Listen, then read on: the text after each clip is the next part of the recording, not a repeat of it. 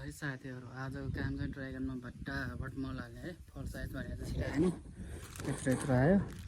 त्यही हो ल, दुःख त नै छ है ड्रागनमा। खुर्सानीहरू ट्यात्तै गयो। अब अर्को लटमा चाहिँ दाम हुन्छ कलमी बिरुवाहरू हो यिनीहरू सबै। यहाँ चाहिँ 2-4वटा होला। यहाँतिर चाहिँ टक्क यसरी जोडेर पठाएकोहरू छ। ल जोडिसक्यो है मजाले। योहरू चाहिँ रेड साइन हो। हेर यसरी जोड्नुपर्छ है जरैबाट टक्कसँग। ल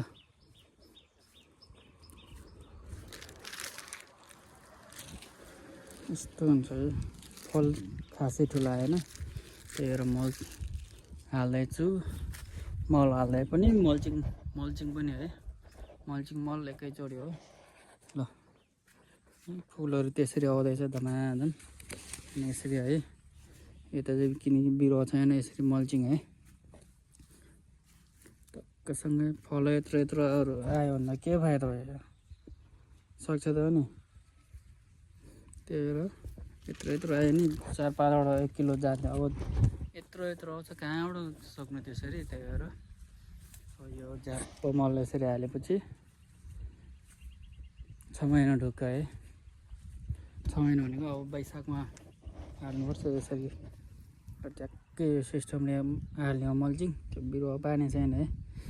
ल यसरी आउँदैछ मुनाहरू कलमीहरूको। यो चाहिँ यो नि रेड साइनको कलमी हानेको थियो है। बिरुवाहरू लोकल, यिनीहरू चाहिँ लोकल। जे होस्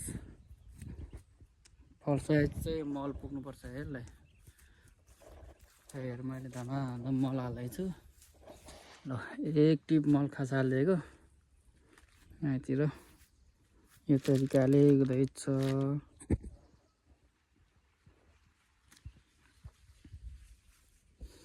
अब यो लास्ट सिजनमा चाहिँ टक्कसँग अझै फल्न त फल्छ, 2-3 लट फल्छ है अझै।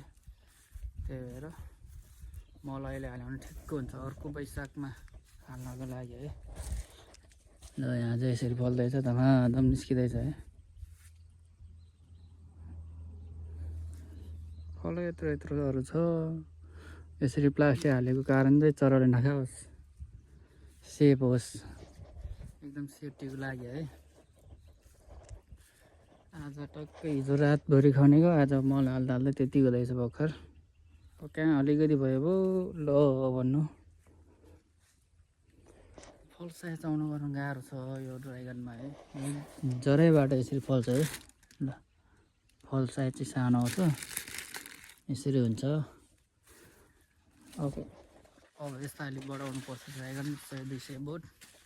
अनि त्यहाँबाट हुन्छ 1000-1500 बोट, 1500 प्लसै हुन्छ होला। अनि त्यहाँबाट ढुक्कले मल चाहिँ घ्याप्क्याबै हालेछ है मैले।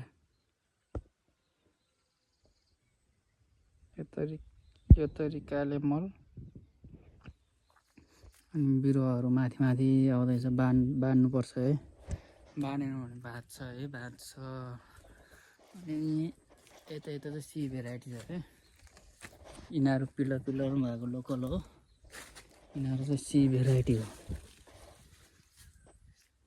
यिनीहरूमा मल पुग्नु गऱ्यो भने समथिङ 1 केजी त नर्मलै निस्किन्छ। फल साइज देखाउँछ है। मैले मल हालेको टन्नै भयो, तर यो फल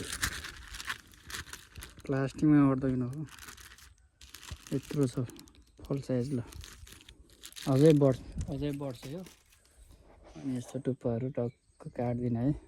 यस्तो भएपछि टक्क काट्दिनँ। यसरी लर्किन गर्नुपर्छ यिनीहरू सबै। यताको चाहिँ सबै सी भेराइटी हो। यहाँतिर अलिअलि लोकल छ। लोकल गुलियो हुन्छ। यो सी भेराइटी चाहिँ अमिलो हुन्छ है। यसरी आउँदैछ। 9 महिनाको बिरुवा हो यिनीहरू सबै। गाह्रो छ हजुर खेती गर्न। मल हाल्न चाहिँ टाइम लाग्ने लास्ट यसपालि हो। अर्को पालिदेखि त मल घ्याप हाल्ने मात्र, यसरी केही खन्नु पर्दैन किनकि मलै पुरेर हुन्छ त। यो तरिकाले खनेर टक्कसँग मल हाल्दाखेरि दामी हो जाएगा न, दामी। ल मुनाहरू चाहिँ आउँदैछ है कलमीबाट नि। त्यहाँनिर आउँदैछ अनि यहाँ दुईवटा फल्दै रहेछ यो यस्तो हुनुको कारण मल नपुगेर हो त्यही भएर मल घ्याप घ्याप हालौँ घ्याप घ्याप घ्याप ल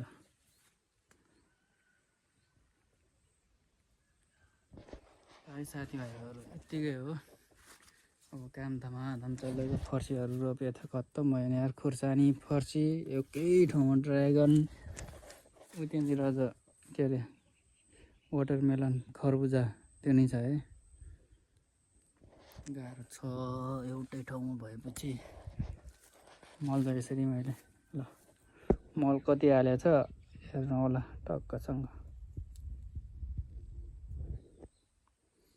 यो तरिकाले हालिन्छ मल है आजको भिडियो चाहिँ यति नै बाई